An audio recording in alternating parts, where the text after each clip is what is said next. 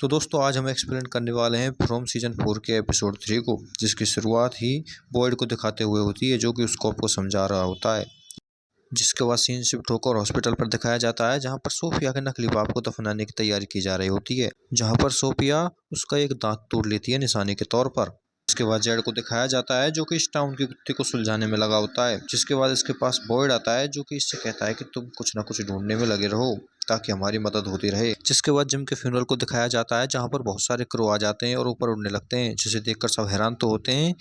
जिसके बाद scene shift होता है रेस्टोरेंट की तरफ, जहां पर विक्टर आता है और ईथन उसके साथ जाने की बात करता है।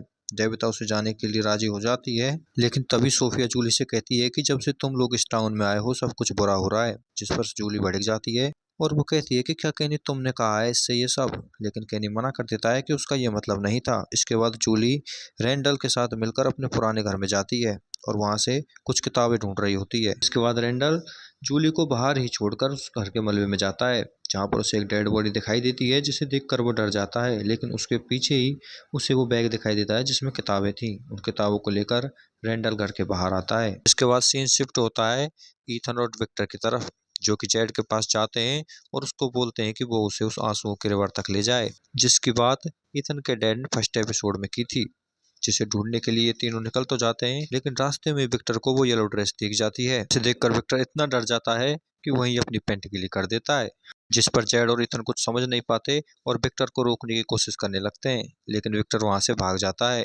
इसके बाद सीन शिफ्ट होता है और हमें डेविता और विक्टर के डैड दिखाए जाते हैं, जो कि उस बोतलों वाले पेड़ के पास गए होते हैं। साथ ही हमें फातिमा को दिखाया जाता है जो इस मोटे लड़के के साथ मिलकर जाने क्यों मिट्टी इकट्ठी कर रही होती है। जिसके बाद देवता को व्हाइट ड्रेस वाला लड़का दिखाई देता है, जिससे वो पूछती है कि तुम कुछ अलग लग रहे हो और यहाँ पर क्या कर रहे हो। वहीं वो लड़का कहता है कि तुम्हारा सवाल ही गलत है और तुम जानकारी के बहुत करीब हो, लेकिन तुम्हारे पास टाइम बहुत कम है। जिससे सीन शिफ्ट होकर बॉयड के पास जाता है, जो कि अपनी वाइफ की कब्र पर बैठा होता है। लेकिन तभी एक हाथ उसे पीछे से नीचे की ओर जमीन में खींचने लगता है, जिससे बॉयड डरकर खड़ा हो जाता है और घबरा जाता है। और यहीं पर इस एपिसोड की एंडिंग होती है। तो आपको ये एपिसोड कैसा लगा हमें कमेंट में जरूर बताएं और वीडियो को लाइक, चैनल को सब्सक्राइब करना ना भूलें। मिलते हैं।